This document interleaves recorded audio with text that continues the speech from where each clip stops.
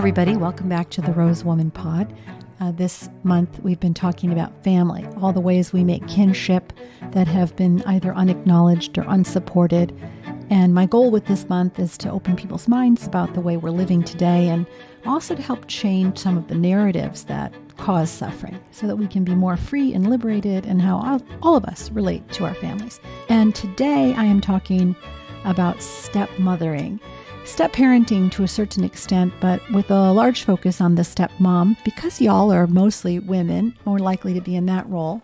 Stepmothering is fraught with all kinds of history, all kinds of stories about stepmothers competing with their daughters for the parents' affection, for the father's affection, or out of jealousy, all kinds of things like that, that has been present in narratives from Hansel and Gretel all the way up through Snow White and Disney and stuff like that. So, we have this expectation that it's going to be a hard or difficult role.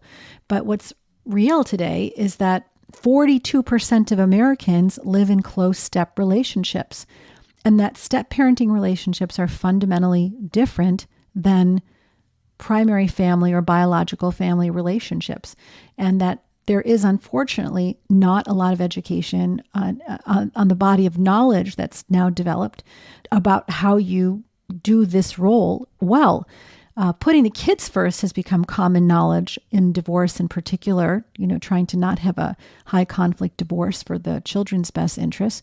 But literally, there are no clinical programs that really teach or focus on a standard curriculum in how you do the new blended family in a way that's great for the kids and great for the parents. I read a lot of stuff to get ready for this. One book I loved was Step Monster by Wednesday Martin, where she presents a tremendous amount of research data on this role. And in it, she says the impact on the stepmother carries a disproportionate and unavoidable amount of resentment in the blended family system, but that there are ways that we can make it easier. And today we're going to talk to two amazing researchers. One is the OG of step family research, Dr. Patricia Papernow, who's been at it for 40 years, really a pioneer. And we're going to talk with her about what's possible. How do we have the right expectations, stay in our lane, the importance of doing our own work, psychological and emotional work in the process. And then we're going to talk with Natalie Savelle, who is a stepmom coach, a more hands-on coach. To the extent that we're focusing on the mom today, that's not because the children aren't important. They've just had quite a bit more attention paid to them in most coverage. And I believe that if the stepmother can kind of get an organized view of what all the dynamics are, and she can do more self-care, that actually that rolls out to a much more harmonious environment and benefits everyone. But, she really hasn't gotten a lot of resource.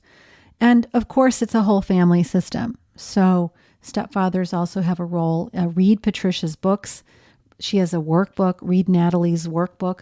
Do some of those exercises. Get Step Monster and, digest them. It's a relatively new field of study. And, you share your experiences and best practices in these forums and things, and you can really shift the trajectory for your family. I mean, I read in the Wednesday Martin book is that 70% of second marriages where there are children present end up in divorce because, in large part, this is such a difficult thing to navigate for people. So, whole new skill set. And I know that you can do it. We're all about more love around here and more freedom. And that's what I hope you get out of today's pod. So, as we get started, Patricia Papernow will talk about the difference between the insider parent or the parent and child bond, the outsider parent, the step and child, other kinds of loyalty bonds, and the possibility of blending.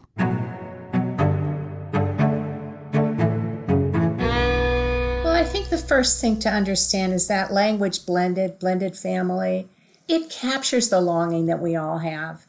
You go into a new family and you're hoping to have a better family than the one before, and you're wanting everybody to be close.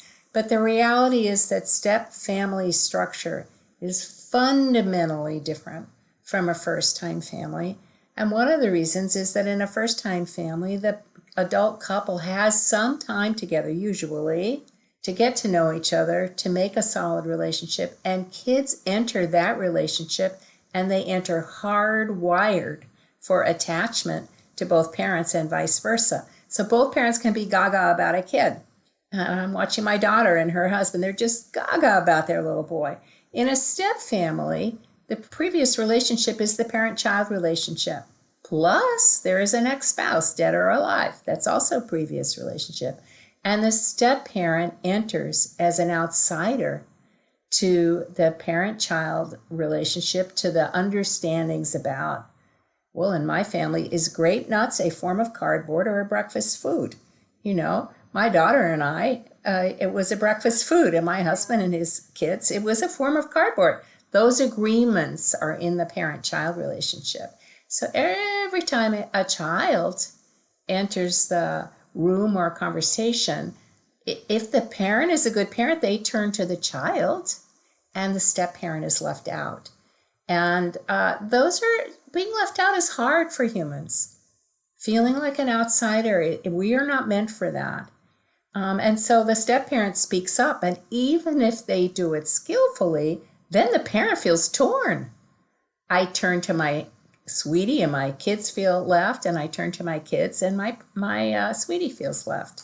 So it's a very different relationship for the adults, and kids come into a step family very differently than a first-time family. You know, when your parent falls in love, they turn away.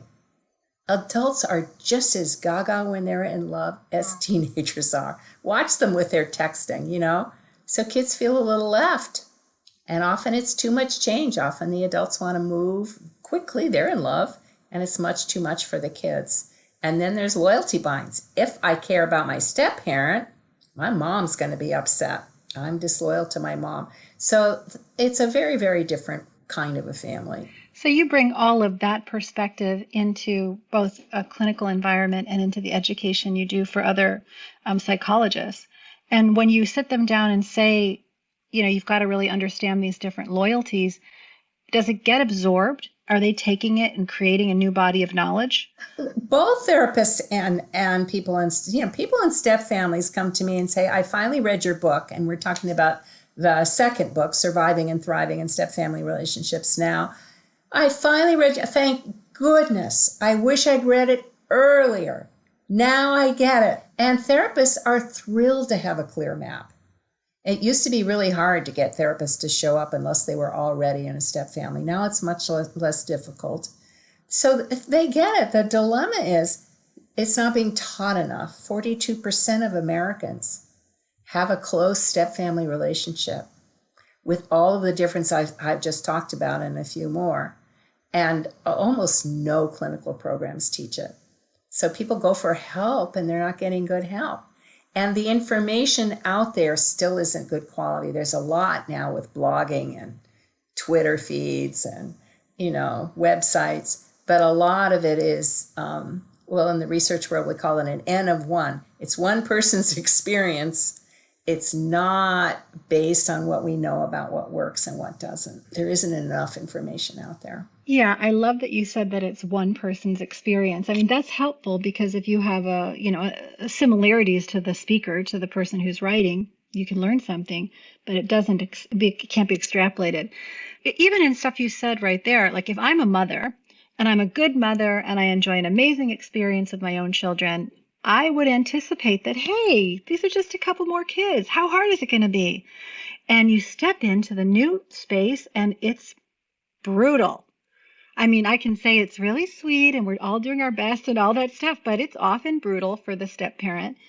So let's just talk a little bit, because we have mostly women listening, about the differences between being a mother and a stepmother. Well, first of all, if you're a mother to your own kids, you have that attachment with them. But your stepkids, first of all, they have another mother, dead or alive. And they have a much closer relationship with their father than they do with you. Younger kids are more accessible. Kids 8 and under are easier. And kids who don't have a loyalty bind, meaning mom and dad divorced fairly calmly, and are fairly friendly. Even then, kids have loyalty binds sometimes, but those kids are more accessible. If you've got a kid, especially boys do this easier than girls, a girl who's about 11, 12, 13, the age my daughter was when I met my second husband, and you have any kind of tension between that child's parent and the ex-spouse, that child is not going to be real welcoming. And, we're neurobiologically wired for people to turn towards us. That's what the neurobiologists tell us. And to have a kid who turns away, who isn't interested, who goes to daddy, not to me, that's painful. If it's your own kid, if your kid turns away from you, you don't like it, but you've got a solid base. And that makes a big, big difference. The other thing is, you can discipline your own kids. One of the really big differences between step parenting and parenting is that we have learned parents need to retain the disciplinary role until or unless step parents have a close, trusting relationship with kids. And that's more likely with kids 8 and under.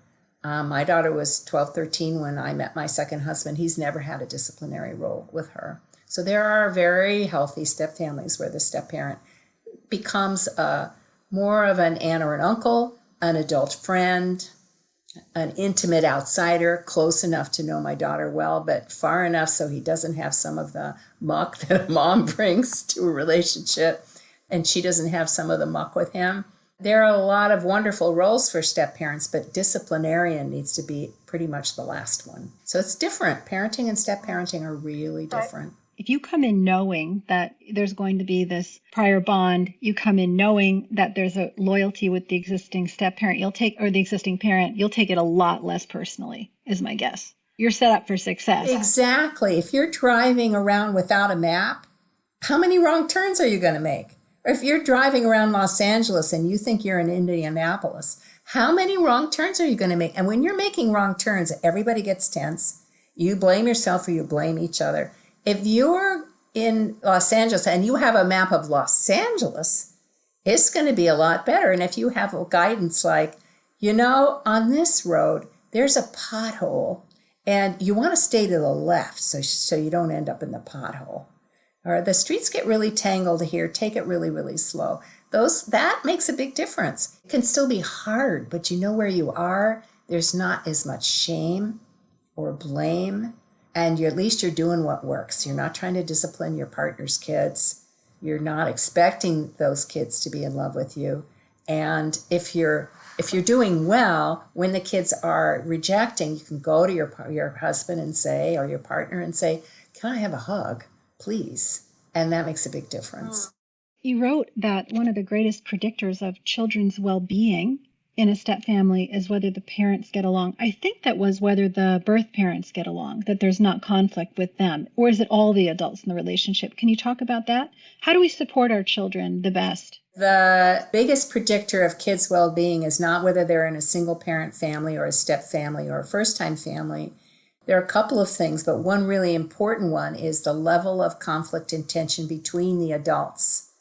Children who are in a divorced family where the adults are getting along are doing better than children in a never divorced family where the adults are not getting along. So adult tension impacts kids, whether it's the parent and the step parent or the parent and the other parent. Right. So here you are in a situation where you left the other person probably because you had conflict with them.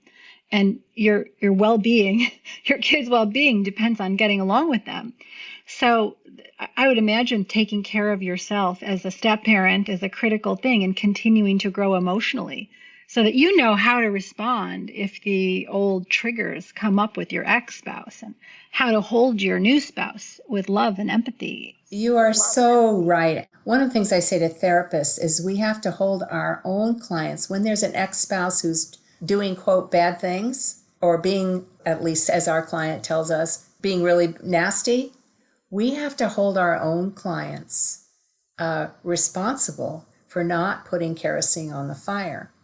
And it means we have to help our own clients use their best skills in situations that often pull for their worst. So if you're that person with an ex-spouse who's very triggering, you're going to need to know when you are triggered, when your, what we call your arousal level, your tension level goes up, and be able to calm yourself down.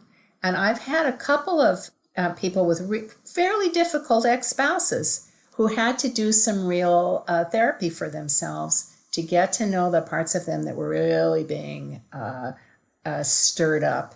And once you take care of some of those young parts, you know, if you've got a parent, if you were not parented well where you came from, and your ex-husband is being horrible to the kids, it's very triggering.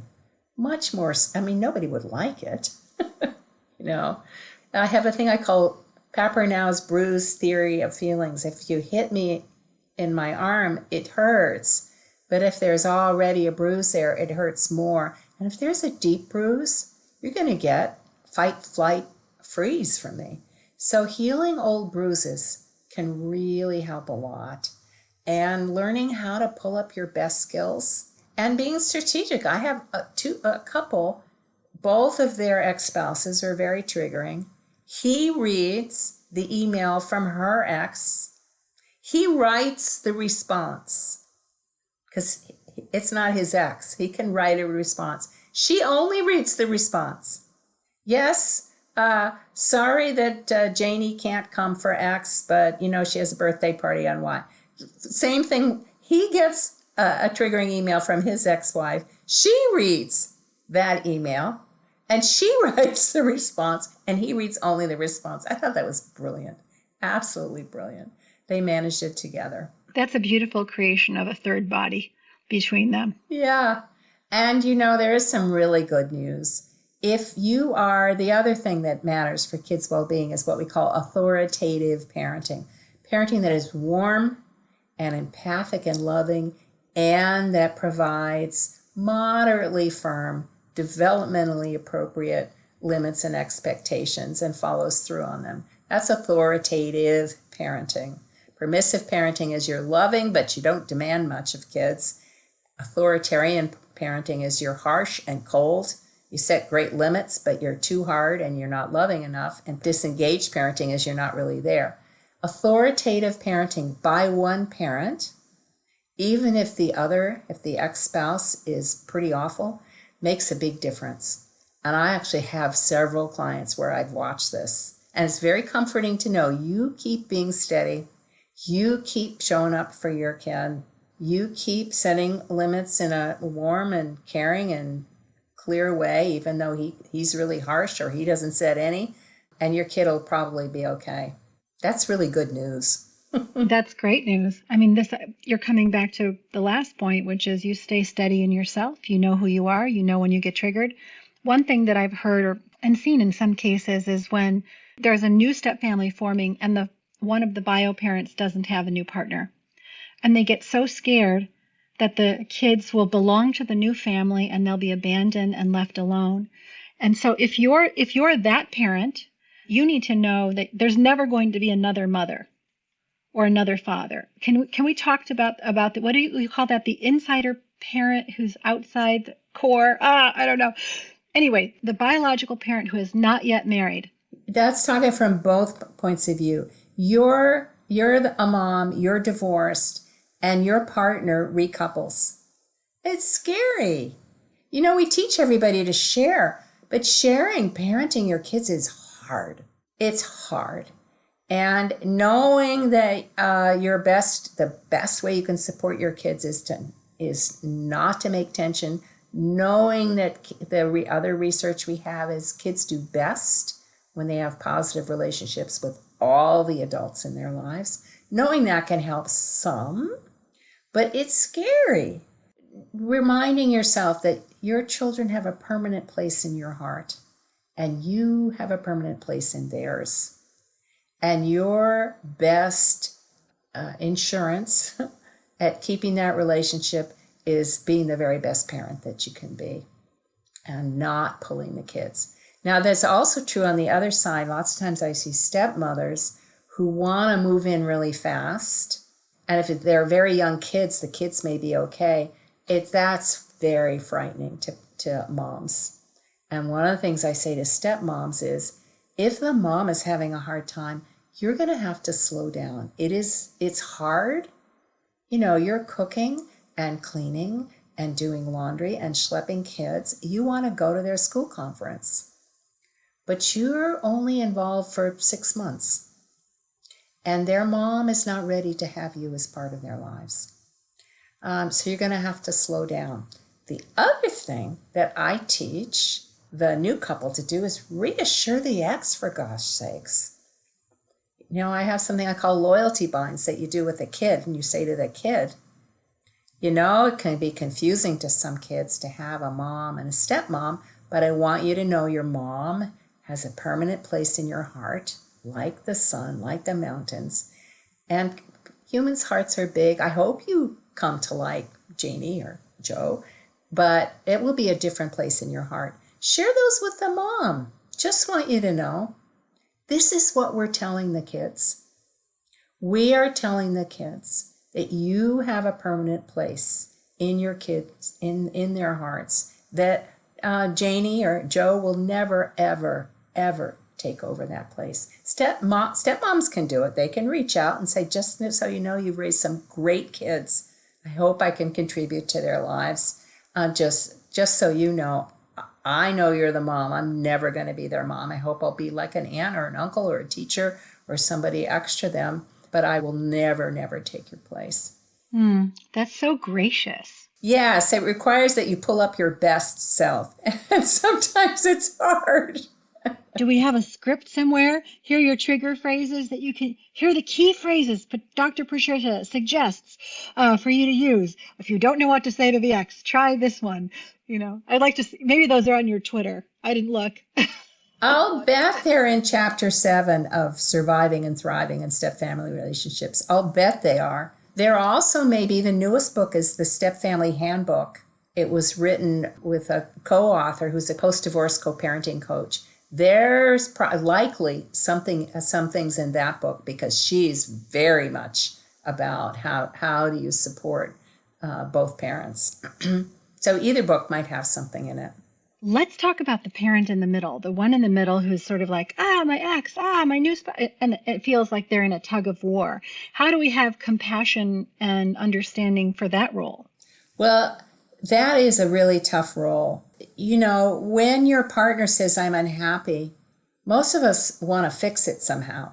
If my partner says, the story I often start my workshops with is, Joe and Janie are talking, and Joe's daughter gets off the bus, and she's made the soccer team or she hasn't made the soccer team.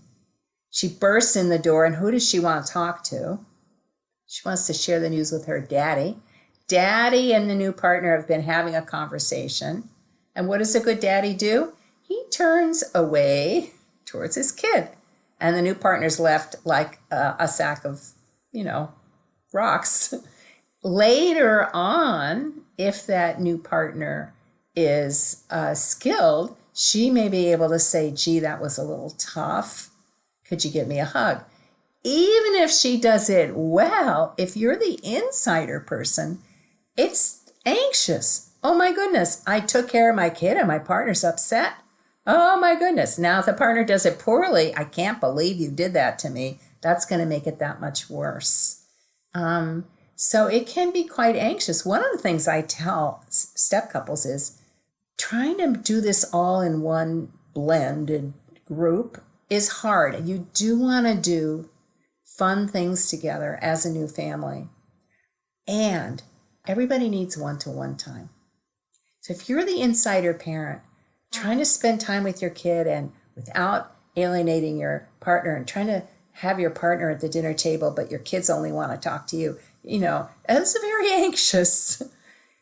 But if you're spending one-to-one time with your kids, one-to-one time with your partner, that is one way to navigate this. It's one way to, it's what we call attachment needs. The attachment needs, the need for connection and caring in the couple is in conflict with the need for attachment, connection and caring in the parent-child relationship in a step family.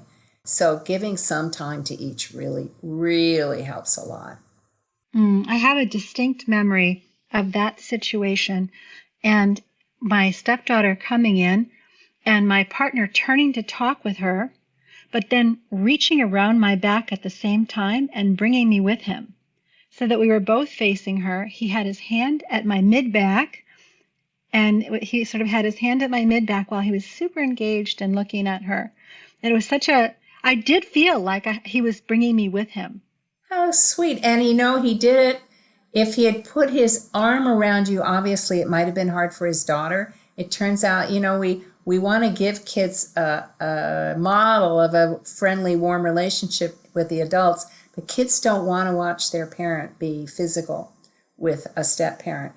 But step-parents need the contact. He did it in such a lovely way. He put his hand on your back so that you felt his presence. He wasn't like hanging all over you, so his daughter would have been upset. That's brilliant. I love it. I tell parents, play footsie under the table. Play footsie under the table would be better than, the admonishment we got from our kids was to get a room all the time. Like, they were very disgusted. So we did not know this core concept, sadly. I woulda, coulda, shoulda. Well, it seems logical. Yeah, it seems logical. You want to model a loving, affectionate. Yeah. But here's what I say to step couples. Imagine you've been single for a while and you have a really good buddy. And you and your good buddy have been single together. And now your buddy falls in love. And you go to lunch with your buddy and his or her new partner. And they are all over each other. How do you feel? A bit like chopped meat. And do you really want to watch them kiss? I don't think so. Now, imagine you're a kid. You're not an adult. You're a kid. And you rely on that parent for your well-being. That much harder. For sure. So I think we've got some pretty good ideas already. It's know that the role will be different. Understand that standing in your center, working on yourself, working on things that trigger you, holding your authoritative and warm heart, knowing yourself and being kind at the same time, anticipating and knowing what the right role is relative to the ex-spouse, being mindful of the conflicts that the spouse is going through and trying to hold your own. If you're an abandoned child or have an anxious attachment disorder, you might need extra hand holding in that area. And then when you're thinking of those children, put yourself in their shoes and maybe reserve all of that hot passion of new relationship energy for somewhere the children are not. That's a lot already. Well, what has changed a lot is divorce. People are getting the information that you must not fight in front of kids is getting out there. So there is, the number of really high conflict ex-spouse relationships has gone down. There still are. It's about 5%. Often there's a trauma history there. But here's one thing that's changed. The divorce rate in the United States has gone down and evened out except over age 50, where it doubled between 1990 and 2010. Why? Well, first of all, the percentage of people over 65 has gone up exponentially throughout the world. So we have longer lives. 2/3 of the people who leave are women.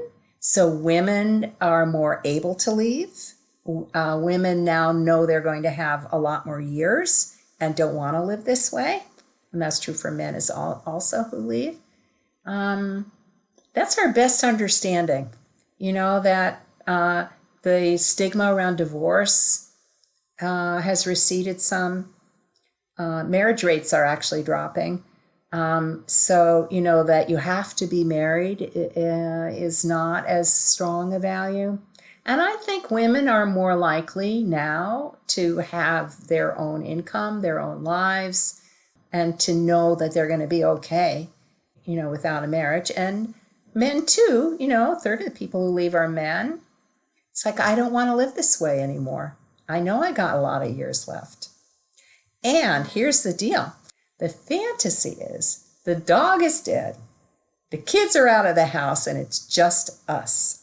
Well, actually, it's not just us. Because now we don't only have an ex-spouse, we have a 2 or 3 decade ex-spouse relationship. Now we not only have kids, we have adult kids with their own kids. And it turns out adult kids have a really hard time with divorce often.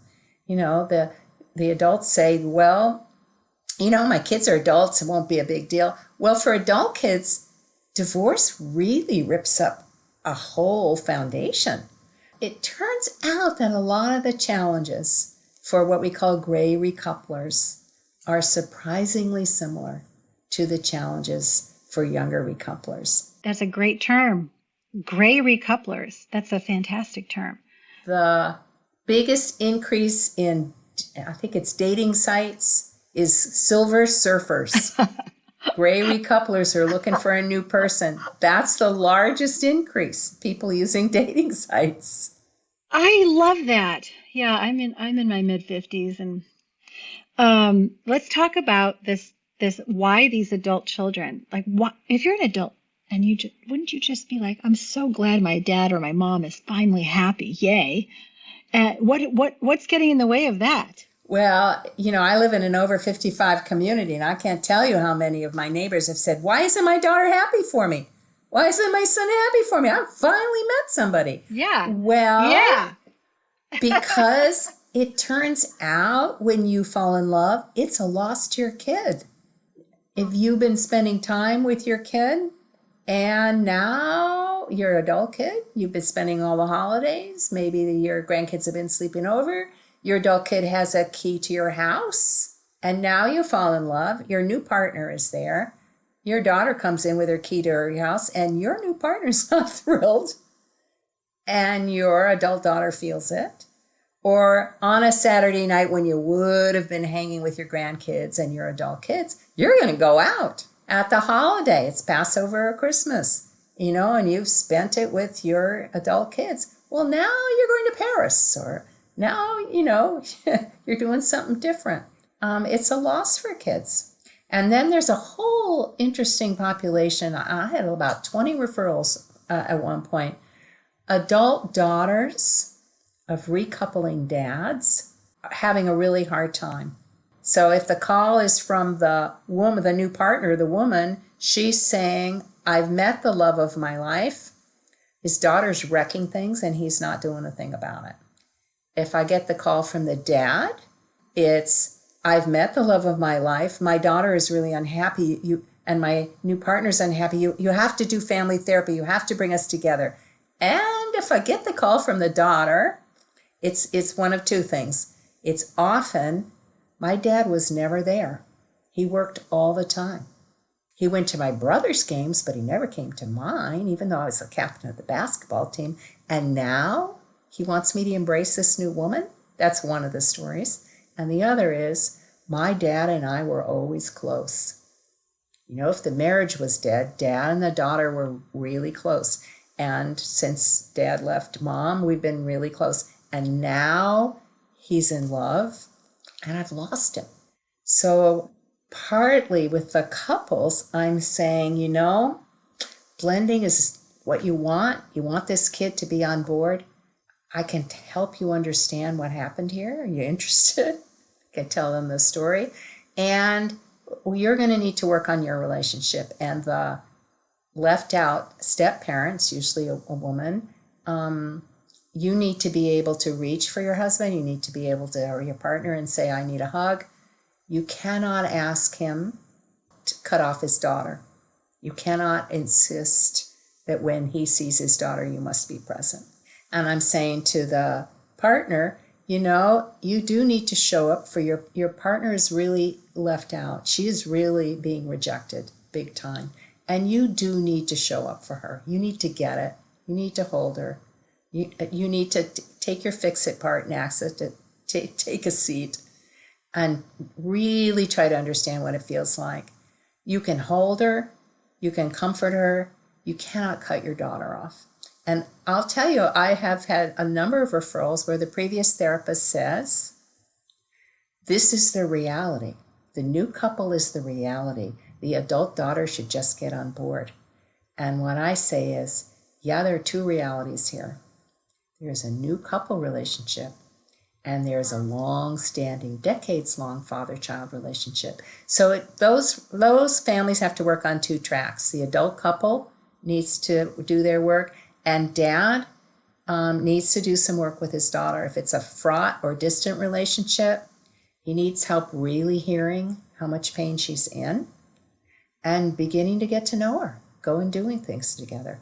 If they were very, very close, daughter's going to need help telling dad just how important he was and is to her, how much she's missing him, and he's going to need help holding her grief. We don't teach guys to do this stuff, and lots of times they need a lot of help doing it. That's a long answer to your question. No, it's very eye-opening to hear how much adult children still long for and want one-on-one time with their parent. And whether it's taking solo trips or having solo time or, really trying to not just force the blending, I think that actually puts my nervous system at ease. The idea of, it doesn't have to be all shiny new togetherness. You can just do you. My boyfriend has a child, and it's such a joy for me when they go off and do something by themselves, because I get an extra day to paint or futz around, and I enjoy being alone. I enjoy hanging out with my girlfriends. I enjoy hanging out with my kids. And then when we have something that's all groupy, that's nice too. But I really think this not forcing it has helped us sustain things, I love that. I just consulted to a couple where she actually is single. She's about 50. He's got 3 adult kids. And he wants to spend time with his kids, and they don't want her there. And she feels he's enmeshed with his kids, that it's inappropriate that he spend time alone with his kids. Luckily, they have a really, really good therapist who's working really hard with them. But he's got a great relationship with his kids. He just needs to be with them without her. Yeah. I love my adult kids. And I love spending time with them alone. This thing that you're saying about, it was really little. The example you used in the beginning, it was something like grape nuts. Well, let's call it the grape nuts kinds of issues.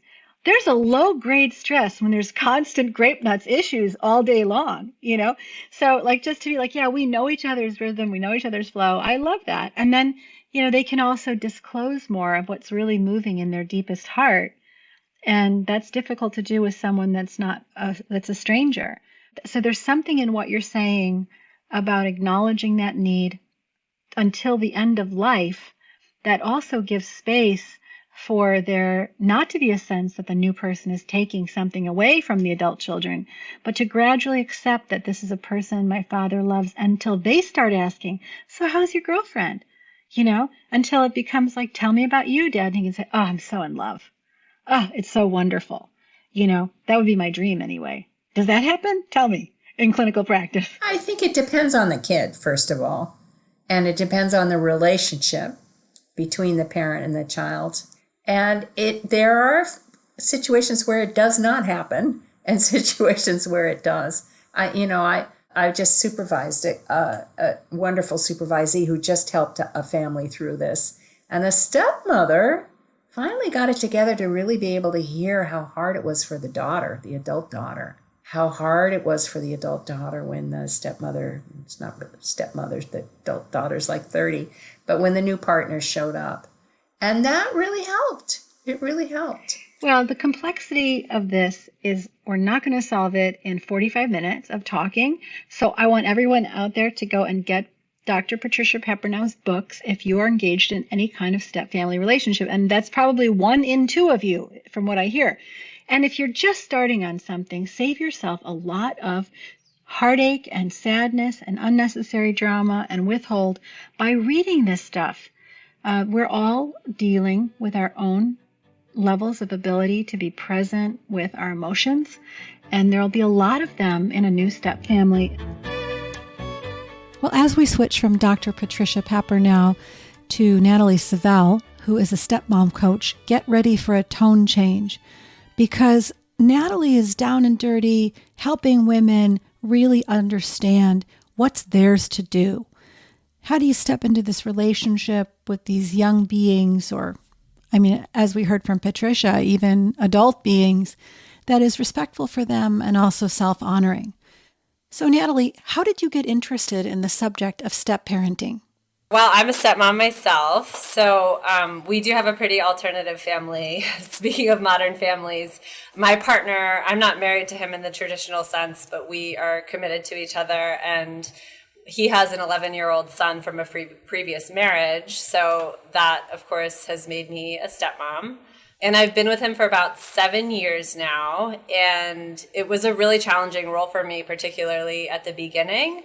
I actually did some research and found a stepmom coach myself and worked with her. I think we only had like 5 sessions, and it was transformative just because she was able to be like, yes, this is normal that this is difficult, and this is normal that you're feeling this way, and here's some strategies and mindsets that nobody else is probably going to tell you. I have a master's in counseling. I'm a licensed professional counselor, as well as a certified stepmom coach. And we hardly talked about blended families in my master's program. And a lot of therapists will misguide blended families actually in the advice and the guidance that they give them. That's kind of what turned me on to working with them, is I just saw this need. And when I started working with her, there was hardly any resources for stepmoms. And you know how under-resourced moms are in general. So I think stepmoms are even more under-resourced, and I think that their job is even harder. There's just a lot of misguidance, false expectations, and I wanted to be a part of supporting other people who had felt similarly to how I had felt. Stepmom Coach was a new idea for me. So can you tell us what a stepmom coach is and how you work with women? So I work with stepmoms in a couple different ways. I have a group, as you know, and I meet with them virtually bi-weekly. And that is a very process-oriented group at this time. I've done more guided groups where we talked about different subjects every week. This group is more process-oriented. It's more of a conversation and a support group. So stepmoms come and they share whatever's going on. It's very growth oriented. It's meant to be growth oriented. So not just venting and, complaining about the ex or venting about their husbands. It's about how do we move forward and how do we be empowered in these situations where so much is out of our control, and there are things that we have to navigate that nobody else really understands. So our mom friends don't understand. Our single friends don't really understand. Anyone who hasn't been in the role doesn't really understand the complexities. And so all the women are really oriented towards, okay, how do I be empowered? What are tools I can use? What are mindset shifts I can use that will support me in this situation? Do you work with stepmoms individually in addition to working with the Facebook group and group processes? Yeah. A lot of therapists don't understand the nuances of the dynamics, and so they don't know how to support stepmoms. So a lot of what I do with stepmoms, it's not teaching them how to parent the way that a parent coach would. It's more about helping them take care of themselves, helping them be healthy so that they can be healthy in their relationship. I have a pyramid where I put the self on the bottom tier, right? We have to have a healthy relationship with ourselves in order to have a healthy relationship with our partners. So that's the foundation. As you know, a lot of moms, a lot of women, we're taught to nurture, we're taught to caretake. We come into a situation, especially with stepmoms, they see, oh, there's this missing piece, there's this brokenness, right? I want to fix that piece. I want to move into the space that's broken and make everything better for everyone. And that's not our job. It's not our role, and it doesn't work. So a lot of stepmoms 2 years in end up exhausted, burnt out, and confused and resentful and overwhelmed. Why isn't this working? I want to fix these problems. I see these issues, and maybe the husband didn't heal completely from the divorce before. So he didn't build a relationship with his kids where they have a foundation themselves, and the stepmom can jump in and just add on to that foundation. Oftentimes it happens really quickly. They get in before they're ready, and then they're overwhelmed and resentful because they've been overstretched and overdoing. And moms end up the same way. There's just this burnout. I think it can happen more easily with stepmoms. It happens so often. It's almost, I can guarantee it almost every time I'll talk to someone 6 months in, a year, and oh yeah, he has kids. It's so great. I love it. I'm like being a mother figure, and I love fitting into his life and taking care of them. It's the best. I'm like, okay, talk to me in a year. Like, we'll talk in a year. We'll see how it's going. And a year later, it's like almost without a doubt, it's very rare that they are able to jump in and settle in and be just everyone gets along and there's no issues and they love the kids. And there's just so many things that can make it more complicated. So Natalie, what do you think makes the stepmothering part harder? I think, right, you haven't been there since birth. So often it's amazing to me also how many stepmoms come to me who are in the helping profession and they're like, I'm a teacher, I'm a nurse, I'm a pediatric nurse, or I'm a counselor. I've always worked with kids. I don't know why this is so hard. I feel like I should know how to do this. It happens all the time. I hear this from women. They're smart, they're successful, they're hardworking, they're accomplished, like they're successful in all of their areas, and then they just get stumped in the stepmom role. And I think it's a lot because they haven't been there from the beginning. They think they know better than their husbands a lot of times. So they'll say, well, I see that this should be happening, and I know kids should be raised this way, and I know this is what's best for this child. And I say, you have to defer to the husband. He's been around since they were born. He knows the dynamic with his ex. You have to trust what he says, and you have to defer to what he is saying is best, even though that can be so hard and it can feel like you know better. And sometimes from an outside perspective, it does give you a little bit of a non-emotional perspective that can be helpful, right? But the way that you earn the trust is through building the relationships and building the trust and building the love before you start to input how you think things should be done. I always say you have to build connection before discipline. So that's a perfect example. Stepmoms come in, they see, oh, the kid's not going to bed when he should. Well, I'm going to make the kid go to bed when he should, right? Because I see that my husband hasn't been doing that, but I know what's best for the child is to go to bed at 8 o'clock. So I'm going to implement that. But they haven't established enough of a trusting relationship with the child for the child to be able to respond well to that, and for the husband to be able to respond well to that, right? He might think he needs the help and want the help and maybe even invite the help. Sure, if you want to put the kid to bed, go ahead. Like, I'll let you do that, right? But that it's not going to be sustainable long term because there isn't that established connection and love. So eventually if the kid starts to rebel, oh, I decided I don't want to go to bed anymore, and the stepmom hasn't developed that love and trust and connection, the husband also is going to mistrust the stepmom. Well, I don't know what your intentions are now. You're getting mad at the child now for not going to bed at 8 o'clock, stuff like that, right? So I mean, what you're saying is so wise, make the connection first, etc. But, at the same time, it means that the woman can't be the authority in her own home so much of the time. And that just sounds so frustrating. So what do you tell women who are wanting to, both support the kids' transitions and also to have sanctuary in their own home? Yeah, so it can definitely be a challenge. There's a lot of needs that need to be considered in the situation. And the husband's juggling all these needs. So he's juggling the ex's needs, he's juggling the kids' needs and the stepmom's needs as well. And one of the things that I offer is a step couple workbook with basic concepts of how to have a healthy step couple. And it includes getting clear about your expectations. You mentioned this earlier.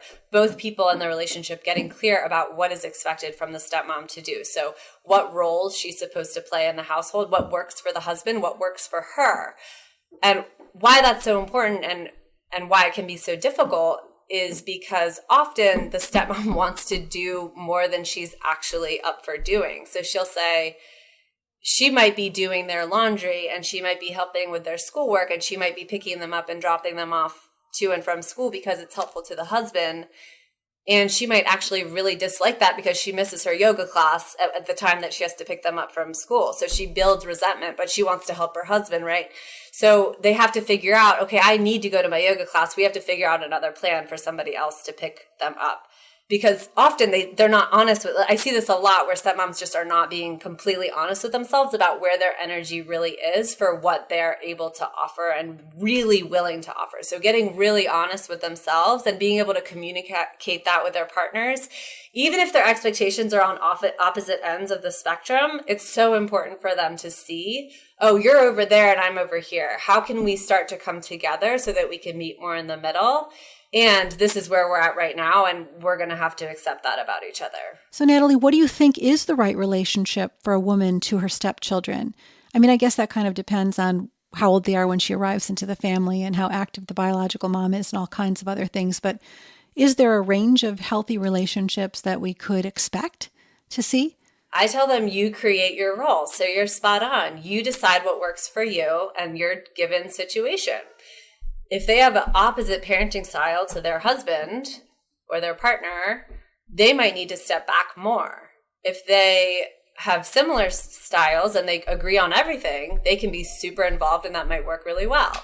If they have stepkids whose personalities rub them the wrong way for whatever reason, they might need to step back, right? So it just really depends on all the dynamics. Maybe the ex is really involved and the stepmom is really stressed out because she's calling the kids every day that they're at their dad's house and wanting to control what's happening over there. And that happens all the time. So then the stepmom has to figure out, well, I just need to be out of the room when that happens. So it's a lot about setting boundaries and figuring out, like, being really honest, like I said, and figuring out what works for you in that situation. And I love how your podcast has so many themes around women just trusting themselves and owning their truths and finding their power. And I think the stepmoms that I work with, that's exactly it. I've said before that it's a spiritual growth opportunity because it really asks women to step to another level of owning their truth and owning their power and being clear with themselves and being clear in their communication and prioritizing self-care and prioritizing having a healthy relationship before anything else, or you're just going to crumble.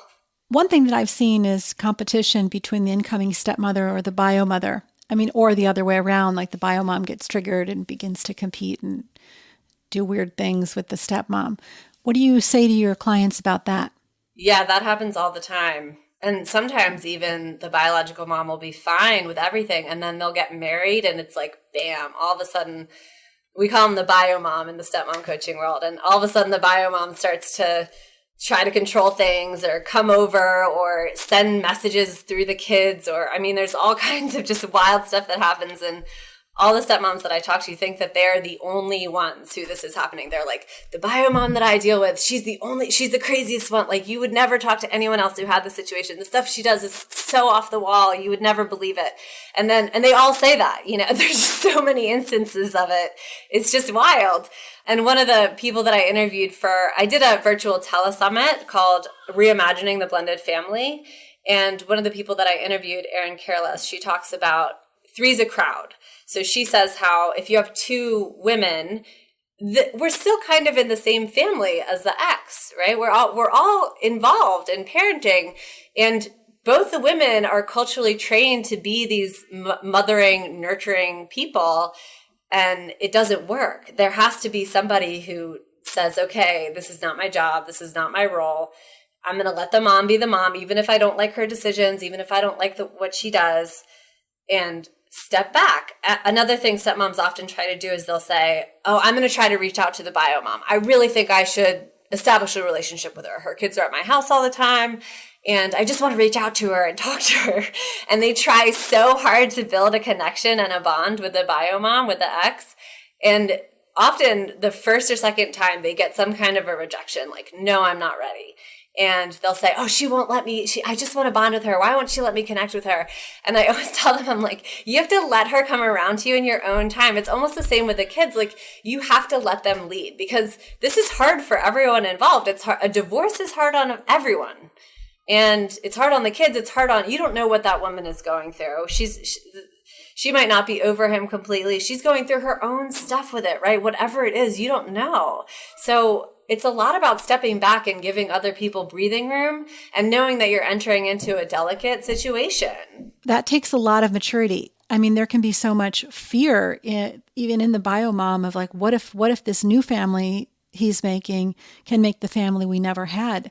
Why is she better than me? There's all these questions of self-worth. But I have seen also the other thing happen where the biomom is so relieved to have a good supportive stepmom or a partner in that regard that she has less requirement to be on all the time. Have you seen that? It does happen sometimes. Yeah, I've seen that too, where the biomom's actually really grateful for the stepmom because she's like, oh, good, there's another female figure in my kid's life at their dad's house, and she's able to make it some nurturing space there for them, right? And be really appreciative. So that does happen sometimes too, for sure. Yeah. The hardest for me to witness is when the kids get stuck between who they're going to be loyal to, and this wall just goes up and everybody's heart seems to close. Yeah, absolutely. And I think that's one of the things that these women they're like, I'm with kids all the time. What do you mean? How am I not breaking through the situation, or how am I not getting along with the kids? And the stepmom is the easiest target. The kids are always going to be loyal to their biological parents first. And oftentimes if something's going on between the kids and the biomom, they'll take it out on the stepmom because she's an easier target. They're not going to blame their mom for things they don't like if something's making them uncomfortable. But the stepmom, they don't have that loyalty to. They don't have that automatic bond. And I don't care what people say. I would imagine that this can happen sometimes. So I'll be careful about how I say this. And most frequently, I would say out of all the stepmoms I've talked to, maybe it isn't true 10 or 5% of the time, but most frequently, there is not the same love and connection as there is with a biological child. And I've seen it happen where step-parents say, oh yeah, I love my stepkid like my own. Absolutely, no problem. Of course, like I love them like my own. And then they have their own kid and they're like, oh no, I did not love my stepkid like my own. I had no idea what it was like to love a child of my own. And so something that I do is normalize that for stepmoms. It's okay that you don't love them like your own, because most of the time they don't. There's a personality difference, or there just isn't that same connection. They didn't grow in your body. You didn't give birth to them. You didn't nurture them as infants. You don't have all that eye contact that's so important to build bonds through babyhood and through early childhood.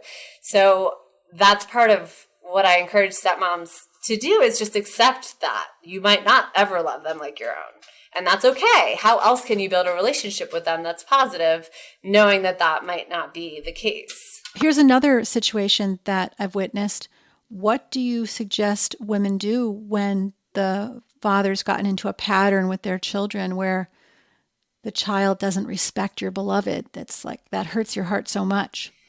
Yeah. So I think the best response is to speak your mind, to say what you think. I don't like hearing you talk to him like that. It hurts my feelings, or it makes me sad when you talk to your dad like that. And then leaving it. That's it. Just speaking. If you need to express it, say it, and then leave it. Ultimately, it's up to the dad, how he's spoken to by his children. And I think something that stepmoms do a lot is they think, well, if he's talking to his dad this way, in 20 years, how's he going to talk to his boss or his manager? And that's where like the voices come in and the spirals come in of, oh gosh, I need to stop this right now because otherwise it's going to be a disaster and something bad's going to happen.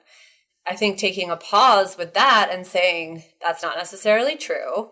I heard one stepmom say that she asked her stepkid about this specific issue, and the kid said, well, I just feel like it's casual. And the dad said, I'm okay with it because it feels informal to me. It feels like they don't have to dress themselves up or be formal with me. And as long as they're being respectful outside of the home, it's not a problem for me personally. So that, I mean, it is really challenging. It can be really hard for the stepmom to say, okay, it's not my problem. But in a way, it's not. Knowing what's yours to do. Yep. Yeah. Knowing what's yours to do. Staying in your lane. Yep. And I tell stepmoms a lot too, you're not responsible for your stepkids, but you are responsible for the impact that you have on them. So you're not responsible for how they turn out, but you are responsible for your influence and impact on them. And whether that be you're in a motherly role with them, whether you're in more of an auntie role with them, maybe you're a positive female role model. Maybe that's all you've got to give, right? That's okay. That can be perfectly fine.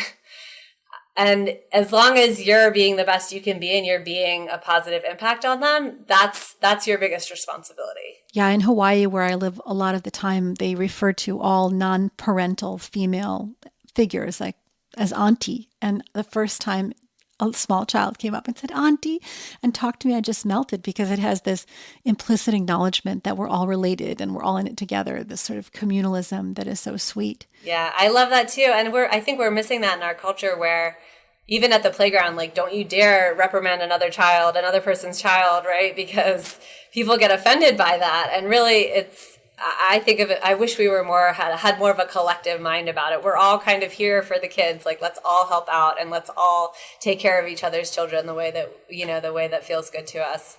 So do you have any advice for keeping the relationship fire alive amidst all of this?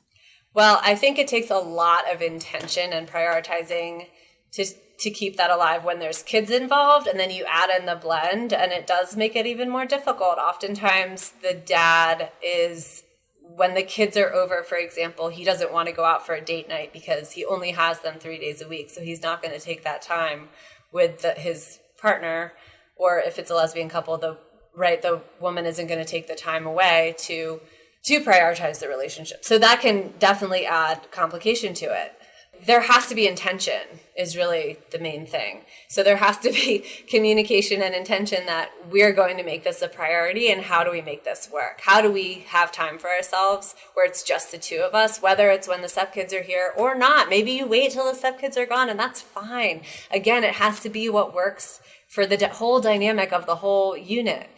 And I think it's important to be creative. So it can be that you have breakfast once a week, or that you meet in the middle of the day for lunch, or you have a sex date. You know, I believe in sex dates. I think let's Thursday night, 8:00, meet me in bed after the kids are asleep. Let's do it. You know, and I think it is important. A lot of people think it's silly because it's not spontaneous, so it's less romantic. And I'm like, no, when you have all these kids, sometimes that's the best way to do it, and it can still be super fun, and it can even be even funner because then you have the build up to it, and you can be like, oh, I can't wait for Thursday night, and there's a build up that can be really fun and exciting. So in some ways it can be more romantic. You know, I feel like giving my own stepmother a shout out because, you know, when she first married my dad, my mother had died, and I was 12 or 13 when she showed up, 12, I think. And it was really bitter and a lot of fighting. But now she's almost 80, and she's been my best friend. She's my oldest, my only senior kin in the family network. And she's become a great, amazing grandmother to my own children. She's artistic and kind and collaborative and just really wonderful. And I just want to speak a little bit to the value of staying with the long arc of things and not prejudging how things might turn out. Yeah, and that's something I say a lot too, is that this is a long game. You put the work in, and you do the work on yourself, and you put the love in, and you put the positive intentions in, and you might not get the results until they're in their 20s. They might be fighting back. If they're teenagers especially, they might be fighting back at you and rejecting you for their teenagehood, right? But then at 25, they'll come back and say, oh, by the way, thank you so much for being there for me at my soccer games or whatever it is. And the whole time you thought they didn't care and they didn't notice. So, and that's another maturity thing, right? Is doing things not for the immediate gratification, but for the long term, which can be really challenging. Oh, this has been great talking to you. And as we wind up, I'd love to go back to how we started. Self-care and self-compassion. I think that's so true. And I think the more we love and accept ourselves, I really love the parenting coaches. One of the courses that I've done is Dr. Laura Markham's course.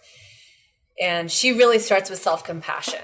And I think that is the place to start from. The better you love and accept all the nitty-gritty, ugly parts of yourself, the better you'll be able to accept and love those in other people. And that's something I talk about a lot with my clients too. If the ex is triggering you, like what parts of you are showing up in her that you're not okay with, that she's reflecting to you?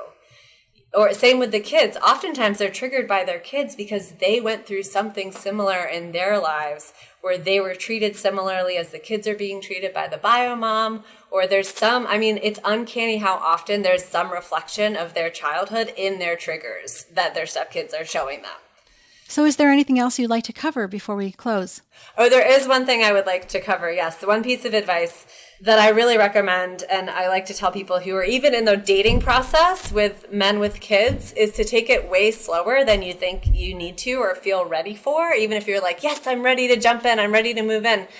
I can't stress enough the importance of taking your time and building those relationships slowly and building the trust slowly so that when you do come together and merge, if that's your path, that it happens in a more smooth and people are more ready for it. So that's a major thing that I wanted to add.